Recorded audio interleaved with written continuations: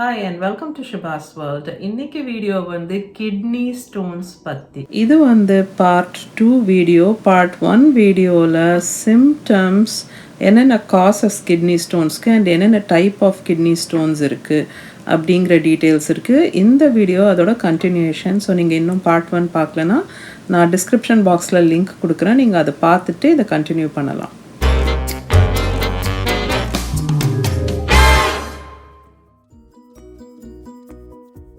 வீடியோட டீட்டெயில்ஸ்க்கு போகிறதுக்கு முன்னாடி shout out time.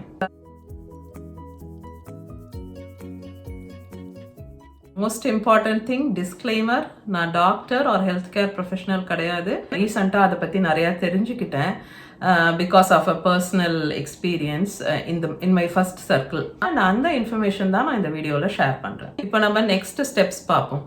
First thing, நிறையா தண்ணி குடிக்கிறது. ஸோ டெய்லி அளந்து வச்சு 3 லிட்டர் வந்து முடிச்சிடணும் அப்படிங்கிறது வந்து first step.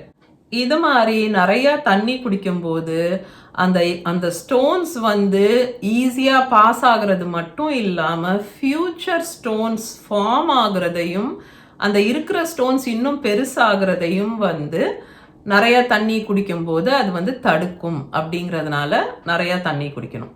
That's the most important thing. ஆனால் நாங்கள் படித்து தெரிஞ்சுக்கிட்ட இன்னொரு ரொம்ப இன்ட்ரெஸ்டிங் அண்ட் ரொம்ப முக்கியமான ஒரு விஷயம் இருக்குது. நீங்கள் குடிக்கிற தண்ணியில் லெமன், எலும்பிச்சப்பழம் இல்லைன்னா லைம், அந்த லெமன் வந்து மஞ்சளாக இருக்கும், லைம்னு சொல்கிறது வந்து பச்சையாக இருக்கும், ரைட்டா? இது ரெண்டில் ஏதாவது ஒன்று நீங்கள் வந்து உங்களோட தண்ணி, அந்த ஒரு நாளைக்கு 3 லிட்டர்னு குடிக்கிறீங்க இல்லையா, அதில் உங்களுக்கு தேவையான அளவுக்கு, முடிஞ்ச அளவுக்கு நீங்கள் வந்து லெமனை சேர்த்துக்கிட்டீங்கன்னா அது வந்து பெஸ்ட்டுன்னு சொல்கிறாங்க. நாங்கள் வந்து என்ன சஜஸ்ட் பண்ணோன்னா, வாட்டர் பாட்டில் எடுத்துகிட்டு போகிறாங்க, இல்லை வீட்டில் குடிக்கிற அந்த பெரிய ஒரு டம்ளராக இருக்கட்டும், அதில் வந்து தண்ணியில் கொஞ்சம் ஐஸ் க்யூப்ஸ் போட்டு லெமனையும் ஸ்லைஸ் பண்ணி அதில் போட்டு ஃப்ளேவர்டு வாட்டர் மாதிரி, அப்புறம் ஒரு சின்ன பீஸ் லெமன் அதில் புளிஞ்சும் விட்டு அந்த மாதிரி குடிக்கட்டும். அந்த ஃபுல் டே அந்த வாட்டர் பாட்டில் எடுத்துகிட்டு போகிறாங்க வெளியேன்னா அந்த தண்ணியில் ஃபுல் டே அந்த லெமன் வந்து கொஞ்சம் உள்ளே போயிட்டே இருக்குது இல்லையா?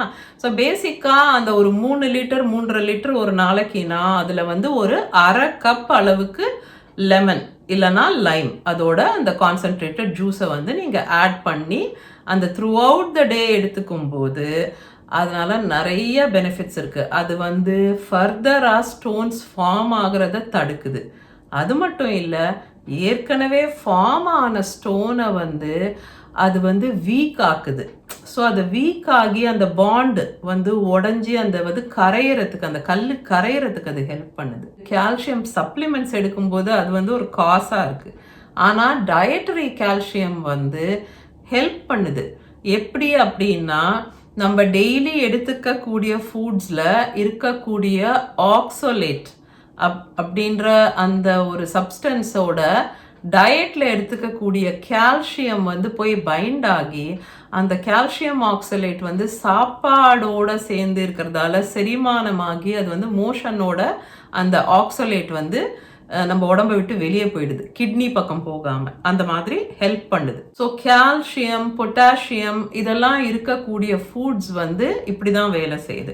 அதனால் டெய்லி வந்து சாப்பாடோட தயிர், அதே மாதிரி டெய்லி பால் 2 கப்பு அந்த மாதிரி டயட்டில் வந்து இன்க்ளூட் பண்ண ஆரம்பிச்சிட்டோம். ஆக்சோலேட் இருக்கக்கூடிய ஃபுட்ஸை வந்து குறைக்கணும் டயட்டில் இருந்து. ஆக்சோலேட் இருக்கக்கூடிய ஃபுட்ஸ் வந்து நம்ம டெய்லி குடிக்கிறோம்ல, காலையில் டீ, அந்த டீயில் வந்து ஆக்சோலேட் ரொம்ப அதிகமாக இருக்குது. சாக்லேட்ஸில் ஆக்சோலேட் அதிகமாக இருக்குது. ஸோ நீங்கள் கூகுள் பண்ணி பார்க்கலாம் என்னென்ன ஃபுட்ஸில் ஆக்சோலேட் ஹையாக இருக்குன்னு. நான் இங்கே ரொம்ப காமனாக எல்லார் வீட்லேயும் யூஸ் பண்ணக்கூடிய சில எக்ஸாம்பிள்ஸ் நான் இங்கே மென்ஷன் பண்ணுறேன். பீட்ஸ்ன்னு சொல்கிறோம் இல்லை, beetroot, potato chips, nuts, spinach, பாலக்னு சொல்கிறோம் ஹிந்தியில், அந்த கீரை இருக்குல்ல, வெண்டைக்காயில் வந்து ஆக்சோலேட் அதிகமாக இருக்குது, ஸ்ட்ராபெரிஸ். ஸோ அந்த மாதிரி ஹை ஆக்சோலேட் ஃபுட்ஸ் வந்து நீங்கள் கம்மி பண்ணிக்கோங்க. இல்லைன்னா அந்த மாதிரி ஹை ஆக்சோலேட் ஃபுட் சாப்பிடும்போது நீங்கள் வந்து நான் சொன்ன மாதிரி தயிர் சாப்பிட்டுக்கோங்க. Calcium, right? தயிர் இல்லை பால், அது வந்து சாப்பாட்டுக்கு அப்புறமா இல்லை சாப்பிடும்போது அந்த மாதிரி நீங்கள் எடுத்துக்கோங்க. ஸோ அந்த ஆக்சோலேட்டோட இந்த கால்சியம் போய் இல்லை பொட்டாசியம் போய் சேர்ந்து அதை வந்து நம்மளோட மோஷனில் வந்து நம்ம உடம்பை விட்டு அதை வெளியே எடுத்துகிட்டு வந்துடும். நெக்ஸ்ட் ஸ்டெப்ஸில் அடுத்த பாயிண்ட் வந்து பொட்டேட்டோ சிப்ஸு, வெளியே சாப்பிட்றது, ஜங்க் ஃபுட், இது எல்லாத்தையும் கம்மி பண்ணி அந்த வெளியே சாப்பிட்றதுங்கிறது வந்து அவசியம் இருந்தால் இல்லைன்னா ஒரு ஸ்பெஷல் அக்கேஷனுக்கு மட்டும் ரிசர்வ் பண்ணி வச்சுட்டு சும்மா எப்போ பாரு வெளியே சாப்பிட்றது வந்து ஸ்டாப் பண்ணியாச்சு. அனிமல் புரோட்டீன் வந்து நிறைய சாப்பிட்றவங்களுக்கு, அதாவது ஃபிஷ்ஷு, சிக்கன், போர்க், மட்டன், பீஃப், நான்வெஜ்லேருந்து கிடைக்கக்கூடிய அந்த புரோட்டீன் வந்து ரொம்ப அதிகமாக எடுத்துக்கும் போதும் இந்த கிட்னி ஸ்டோன் ஃபார்மேஷனுக்கான சான்சஸ் வந்து கொஞ்சம் அதிகமாக இருக்குது. ஸோ நீங்கள் அந்த மாதிரி ரொம்ப நான்வெஜ் சாப்பிடக்கூடிய நான்வெஜ் பிரியராக இருக்கீங்க அப்படின்னா நீங்கள் இந்த லெமன் வாட்டர் நான் சொன்னேன் இல்லையா, தண்ணியில் லெமன் போட்டு, அந்த மாதிரி லெமன் கொஞ்சம் அன்னைக்கு நிறையா ஆட் பண்ணி நீங்கள் வந்து உங்கள் தண்ணியில் எடுத்துக்கோங்க. ஸோ அது வந்து ஒரு மாதிரி இதை பேலன்ஸ் பண்ணும். ஸோ எங்கள் கேஸில் நாங்கள் பண்ணது வந்து இதெல்லாம் தான். ஸோ நெக்ஸ்ட் ஸ்டெப்ஸாக ஃபாலோ பண்ணது இதெல்லாம் தான். அண்ட் இதுக்கப்புறமே வந்து ப்ராப்ளமே சரியாயிடுச்சு. ஸோ இந்த லெமன் வாட்டருங்கிறது வந்து ரொம்ப தூரம் ஹெல்ப்ஃபுல்லாக இருந்திருக்கு. நான் சொன்ன மாதிரி அந்த 4 mm ஸ்டோன் கூட பாஸ் ஆயிடுச்சு. பட் அது வந்து எங்களுக்கு தெரியவே இல்லை. ஏன்னா அது வந்து அந்த லெமன் வாட்டர் வந்து அந்த கிறிஸ்டலை பிரேக் பண்ணியிருக்கும் அப்படின்னு நான் நினைக்கிறேன். ஸோ அந்த கல் வந்து 4 mm ஸ்டோன் வந்து உடஞ்சி பவுடர் ஆகி ஆர் சின்ன பீசஸாக உடஞ்சி அதுக்கப்புறம் அது வந்து யூரினில் வந்திருக்கும். ஸோ அதுக்கப்புறம் எந்த பெயினும் இல்லை, எதுவுமே இல்லை. 3 to 4 வீக்ஸ் கழித்து போய் பார்க்கும்போது கிட்னியில் ஸ்டோன் இல்லை அப்படின்னு சொன்னாங்க. இது எங்கள் ஸ்டோரி.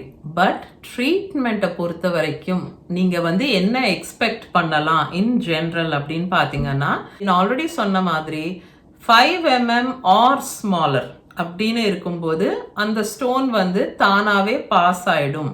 அதனால் நீங்கள் நிறைய தண்ணி குடிங்க. அண்ட் அந்த ஸ்டோன் பாஸ் ஆகும்போது பெயின் இருந்தால் ஐபுப்ரோஃபன் எடுத்துக்கோங்க. இதுதான் வந்து ஃபஸ்ட்டு லெவல் ஆஃப் ட்ரீட்மெண்ட் சின்ன கல்லாக இருந்தது அப்படின்னா.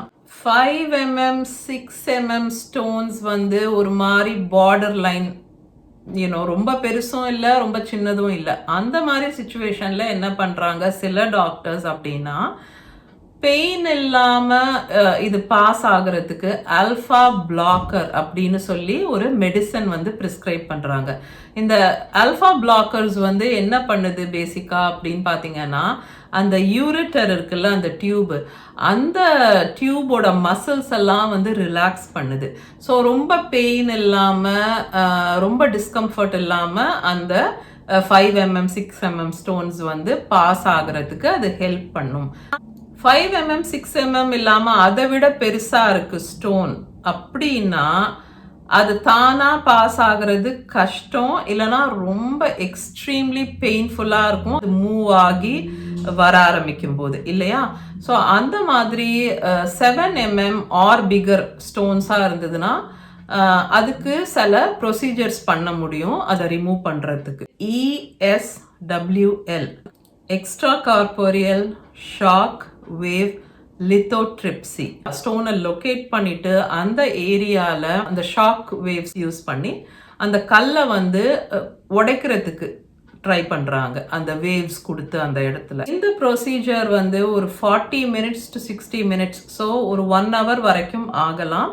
அண்ட் யூஸ்வலி அனஸ்தீஷியா யூஸ் பண்ணுறாங்க இந்த ப்ரொசீஜருக்கு, ஸோ உங்களுக்கு பெயின் இல்லாமல் இருக்கும். இன்னொரு ப்ரொசீஜர் என்னன்னா, ஒரு ஸ்கோப் யூஸ் பண்ணி, அதாவது கேமரா இருக்கக்கூடிய ஒரு தின் டியூப் வந்து உங்களுக்கு வந்து யூரின் போகிற இடம் வழியாக வந்து உள்ளே அனுப்பி அதை வந்து அந்த ஸ்டோன் இருக்க இடம் வரைக்கும் எடுத்துகிட்டு போய் அந்த ஸ்டோனை லொக்கேட் பண்ணி ஒன்றுனா அதை க்ரஷ் பண்ணிடுறது, இல்லைன்னா அந்த ஸ்டோனை வந்து கிராப் பண்ணி அதை பிடிச்சி அதை வந்து ரிமூவ் பண்ணிடுறது. அனஸ்தேஷியா கொடுத்து பண்ணக்கூடிய ஒரு ப்ரொசீஜர். ரொம்ப பெரிய ஸ்டோன்ஸ் இருக்கக்கூடியவங்களுக்கு வந்து சர்ஜரி அப்படின்ற ஒரு ஆப்ஷன் இருக்குது. அது வந்து நெஃப்ரோலித்தோட்டமி அப்படின்னு சொல்கிறாங்க. ஸோ அது வந்து பேசிக்காக ஒரு சர்ஜரி, அது வந்து பேக் வழியாக போய் பண்ணக்கூடிய ஒரு சர்ஜரி. அஃப்கோர்ஸ் அதுவும் வந்து உங்களுக்கு அனஸ்தேஷியாவுக்கு கொடுத்து பண்ணக்கூடிய ஒரு ஆப்ரேஷன் அது. எமர்ஜென்சி சிம்டம்ஸ்னு சிலது இருக்குது. ஸோ உங்களுக்கு வந்து கிட்னி ஸ்டோன் இருக்குது அப்படின்னு உங்களுக்கு தெரியும் அண்ட் ஓரளவுக்கு பெருசாகவே இருக்குது, ஒரு 5 mm 6 mm அப்படின்னு இருக்குது அண்ட் அது வந்து இன்னமும் கூட பெருசாக சான்சஸ் இருக்குது அப்படின்ற மாதிரி ஒரு சுச்சுவேஷனில் இருக்கீங்கன்னா நீங்கள் வந்து எமர்ஜென்சி சிம்டம்ஸ் பற்றி கண்டிப்பாக தெரிஞ்சுக்கணும். எமர்ஜென்சி சிம்டம்ஸ்ங்கிறது வந்து எப்போ நடக்கும்னா பிக்கராக ஸ்டோன் இருக்கும்போது அது வந்து அந்த கிட்னிலேருந்து வெளியே வந்து அந்த டியூப் வழியாக வந்துட்டு இருக்கும்போது அந்த டியூப்பில் சிக்கிக்கிடுது, மாட்டிக்குது, இல்லை அந்த டியூப்பை பிளாக் பண்ணிடுது அப்படின்னா அப்போ வந்து என்ன ஆகும்னா யூரின் வந்து அந்த டியூப் வழியாக ஃப்ளோ ஆகி வர முடியாது இல்லையா? ஸோ அந்த மாதிரி டைமில் அந்த யூரின் பில்டப் ஆக ஆரம்பிக்கும், அந்த டியூப்ல கலெக்ட் ஆக ஆரம்பிக்கும், ஏன்னா அதால் ஃப்ளோ ஆக முடியலை. அந்த மாதிரியெல்லாம் சில சமயம் நடக்கிறதுக்கு வாய்ப்பு இருக்குது.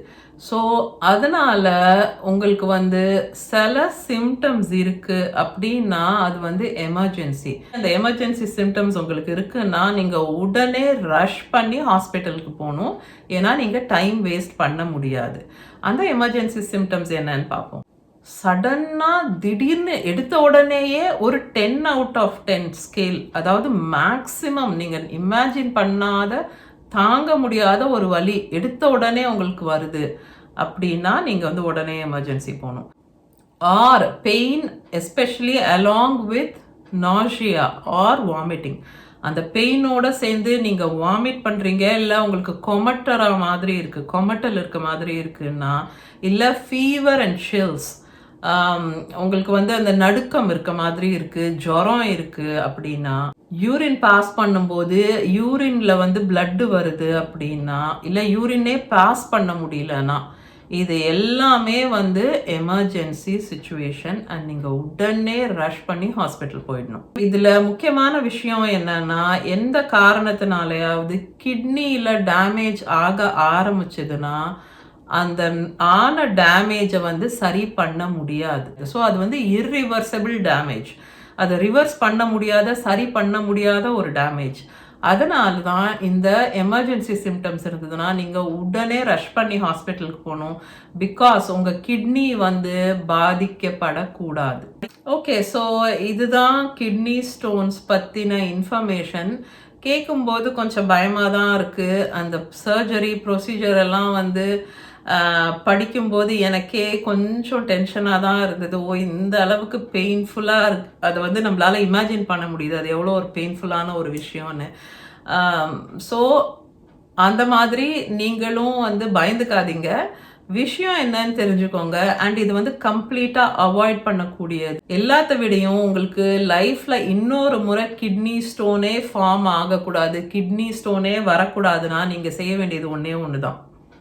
டெய்லி உங்கள் தண்ணியில் லெமன் ஜூஸ் கொஞ்சம் போட்டுக்கோங்க, இல்லை லெமனை ஸ்லைஸ் பண்ணி க்ரஷ் பண்ணி அது உள்ளே போட்டு அந்த தண்ணியை நீங்கள் குடிங்க. 3 லிட்டர் 3.5 லிட்டர் டெய்லி.